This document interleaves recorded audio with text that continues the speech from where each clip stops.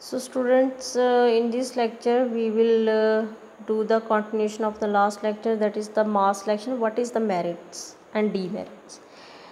Merits ਦੇ ਵਿੱਚ ਕੀ ਹੈਗਾ, ਅਸੀਂ ਐਪਲੀਕੇਸ਼ਨਸ ਕੀਤਾ ਸੀਗਾ। ਨੰਬਰ 1 ਲੋਕਲ ਵਰਾਇਟੀਜ਼ ਔਰ ਦੇਸੀ ਵਰਾਇਟੀਜ਼ ਨੂੰ ਇੰਪਰੂਵ ਕਰਨ ਲਈ ਯੂਜ਼ ਹੁੰਦੇ ਹੈ ਕਿ second is to purify the pure varieties.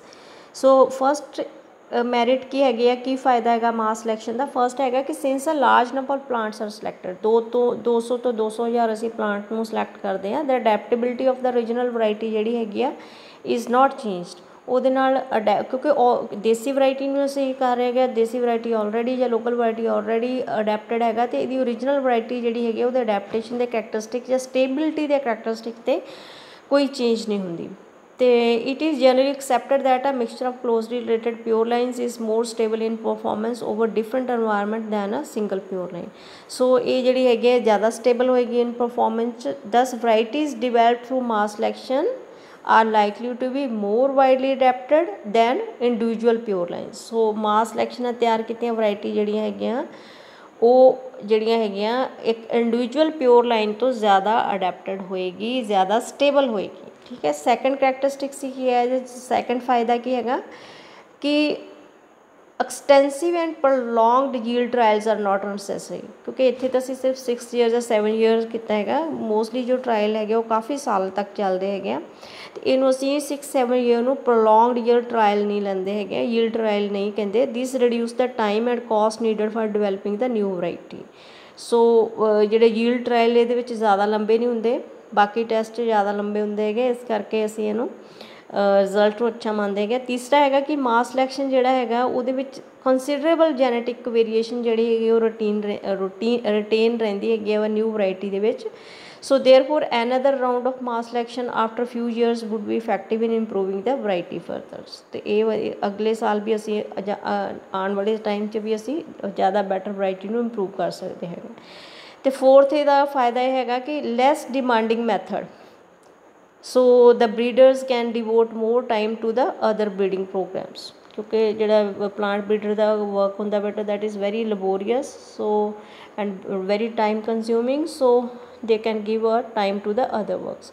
ਅਤੇ ਇਹਦੇ 'ਚ ਫਾਇਦੇ ਚਾਰ ਅਗਰ ਤੁਸੀਂ ਮੈਰਿਟਸ ਕੀਤੀਆਂ ਤਾਂ ਡੀਮੈਰਿਟਸ ਵੀ ਹੈ। ਡੀਮੈਰਿਟਸ ਦੇ ਵਿੱਚ ਕੀ ਹੈਗਾ, ਜਿਹੜੀ ਵਰਾਇਟੀ ਅਸੀਂ ਮਾਸ ਸਿਲੈਕਸ਼ਨ ਦੇ ਨਾਲ ਗਰੋ ਕੀਤੀ show variation and not as uniform as the pure. ਅਗਰ ਅਸੀਂ ਜਿਹੜੀ ਇਹ 'ਚ ਵੇਰੀਏਸ਼ਨਸ ਹੋਏਗੀ ਉਹ ਇੰਨੀ ਯੂਨੀਫਾਰਮ ਨਹੀਂ ਹੋਏਗੀ ਜਿੰਨੀ ਕਿ ਪਿਓਰ ਲਾਈਨ ਵਰਾਇਟੀਜ਼ 'ਚ ਹੋਏਗੀ। ਸੋ ਸੱਚ ਵਰਾਇਟੀਜ਼ ਆਰ ਜਨਰਲੀ ਲੈਸ ਲਾਈਕਡ ਦੈਨ ਦਾ ਪਿਓਰ ਲਾਈਨ ਵਰਾਇਟੀਜ਼। ਜਿਹੜੇ ਪਿਓਰ ਲਾਈਨ ਵਰਾਇਟੀਜ਼ ਹੁੰਦੀਆਂ ਉਹਦੇ ਨਾਲੋਂ ਇਹਦੀ ਡਿਮਾਂਡ ਜਿਹੜੀ ਹੈਗੀ ਉਹ ਘੱਟ ਹੁੰਦੀ ਹੈ। ਦ second one, the improvement through mass selection is generally less than that could be achieved through the pure line selection। pure line selection ਦੇ ਨਾਲ ਅਸੀਂ ਜ਼ਿਆਦਾ ਬੈਟਰ ਵਰਾਇਟੀ ਜਿਹੜੀ ਹੈਗੀ ਆ ਬਣਾ ਸਕਦੇ ਹਾਂ ਦੈਨ ਦਾ ਮਾਸ ਸਿਲੈਕਸ਼ਨ। ਕਿਉਂ at least some of the plant progenies, ਮਤਲਬ ਜੋ ਪਿਓਰ ਲਾਈਨਸ ਹੈਗੇ making up the new varieties would be poor than the best pure line present in the new variety. ਕਿਉਂਕਿ ਉਹ ਜਿਹੜੀਆਂ ਅਸੀਂ ਪ੍ਰੋਜਨੀਜ਼ ਦੇ ਨਾਲੋਂ ਜ਼ਿਆਦਾ ਪੂਅਰ ਹੋ ਸਕਦੀਆਂ ਹੈਗੀਆਂ ਜਿਸ ਪਿਓਰ ਲਾਈਨ ਨੂੰ ਅਸੀਂ then the best pure line he present in the new variety. ਅਤੇ ਥਰਡ ਵਨ ਹੈਗਾ absence in the absence of ਪ੍ਰੋਜਨੀ test. ਜੇ ਪ੍ਰੋਜਨੀ ਟੈਸਟ ਮਾਸ ਸਿਲੈਕਸ਼ਨ ਦੇ ਨਾਲ ਅਸੀਂ ਨਹੀਂ ਲਗਾਇਆ, it is not possible to determine if the selected plants are homozygous. ਸਾਨੂੰ ਇਹ ਨਹੀਂ ਪਤਾ ਲੱਗੇਗਾ ਕਿ ਪਲਾਂਟ ਜਿਹੜਾ ਹੈਗਾ ਉਹ ਹੋਮੋਜਾਈਗਸ ਹੈ ਜਾਂ ਨਹੀਂ, ਕਿਉਂਕਿ ਅਸੀਂ ਪ੍ਰੋਜਨੀ ਟੈਸਟ ਜਿਹੜੇ ਹੈਗੇ ਉਹ ਕਾਹਦੇ ਲਈ ਕਰਦੇ ਹੈਗੇ, ਸੈਲਫ ਪੋਲੀਨੇਟਡ ਹੋਮੋਜਾਈਗਸ ਪਲਾਂਟ ਦੀ ਆਈਡੈਂਟੀਫਿਕੇਸ਼ਨ ਵਾਸਤੇ। So even if self pollinated species some degree of cross pollination does occur. ਠੀਕ ਹੈ, ਇੱਥੇ ਚਾਂਸਿਸ ਹੈ ਕਿ ਸੈਲਫ ਪੋਲੀਨੇਟਡ ਸਪੀਸ਼ੀਜ਼ ਦੇ ਵਿੱਚ ਕ੍ਰੋਸ ਪੋਲੀਨੇਸ਼ਨ ਹੋ ਸਕਦੀ ਹੈਗੀ ਆ। And some of the selected plants may be heterozygous. ਠੀਕ ਹੈ, ਸਿਲੈਕਸ਼ਨ ਜਿਹੜੀ ਹੈਗੀ ਆ ਉਹ ਹੀਟਰੋਜਾਈਗਸ ਵੀ ਹੋ ਸਕਦੀ ਹੈਗੀ ਆ। So it is not known if the phenotypic superiority of the selected plant is due to the environment. ਸੋ ਇੱਥੇ ਧਿਆਨ ਰੱਖੋ ਕਿ ਅਸੀਂ ਜਦੋਂ ਪ੍ਰੋਜਨੀ ਟੈਸਟ ਕੀਤਾ, ਪ੍ਰੋਜਨੀ 'ਚ ਅਸੀਂ ਕੀ ਕੀਤਾ ਹੈ ਕਿ ਅਸੀਂ ਜੋ ਹੈ ਟੌਲ ਜਿਹੜੇ ਹੈਗੇ ਆ, ਟੌਲ ਦਾ ਇੱਕ ਕਰੈਕਟਰਿਸਟਿਕ ਲਿਖਿਆ, ਸਾਰੇ ਪਲਾਂਟ ਜਿਹੜੇ ਕਿ ਟੌਲ ਲੈ ਲਿੱਤੇ ਅਤੇ ਸਪੋਜ਼ ਉਹਦੇ ਵਿੱਚ ਇੱਕ ਡਵਾਫ ਆ ਗਿਆ। ਠੀਕ ਹੈ, ਡਵਾਫ ਪਲਾਂਟ ਜਿਹੜਾ ਹੈਗਾ ਅਸੀਂ ਲੈ ਕੇ ਚੱਲੇ ਗਏ ਹੀਟਰੋਜੀਨਸ ਪ੍ਰੋਜਨੀ ਸੀ, ਅਸੀਂ ਉਹਨੂੰ ਡਿਸਕਾਰਡ ਕਰ ਦਿੱਤਾ।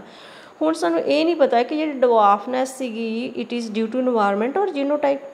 ਕਿਉਂਕਿ ਕੋਈ ਪਲਾਂਟ ਜਿਹੜਾ ਹੈਗਾ ਉਹਦਾ ਸਟੈਂਡਰਡ ਗਰੋਥ ਵੀ ਹੋ ਸਕਦਾ ਹੈਗਾ, ਉਹਨੂੰ ਆਈਡੈਂਟੀਫਾਈ ਕਰਨਾ ਇਜ਼ ਨਾਟ ਦੈਟ ਈਜ਼ੀ ਕਿ is this environment dwarfness is caused because of the environment factor or genotypically. So he is saying it is also not known if the phenotypic superiority of the selected plant is due to environment or ਇਹਦਾ ਉਲਟਾ भी हैगा कि अगर plant बहुत tall हैगा तो plant अच्छा हैगा ਉਹਦੇ ਵਿੱਚ क्या environment factor नहीं हो सकता ਉਹਨੂੰ अच्छी nutrition मिलिया होवे ठीक है इस बार तो वो ज़्यादा phenotypically superior हो गया हुए सो progeny test may be included in mass selection program to overcome this defect so progeny test ਜਿਹੜਾ ਹੈਗਾ mass selection ਦੇ ਵਿੱਚ ਇਹ ਜਿਹੜਾ include ਕੀਤਾ ਜਾਂਦਾ ਹੈਗਾ homozygous plants ਦੀ identification ਵਾਸਤੇ and number 4 ਹੈਗਾ due to the popularity of pure line varieties mass selection is not commonly used for the improvement of the self pollinated plants.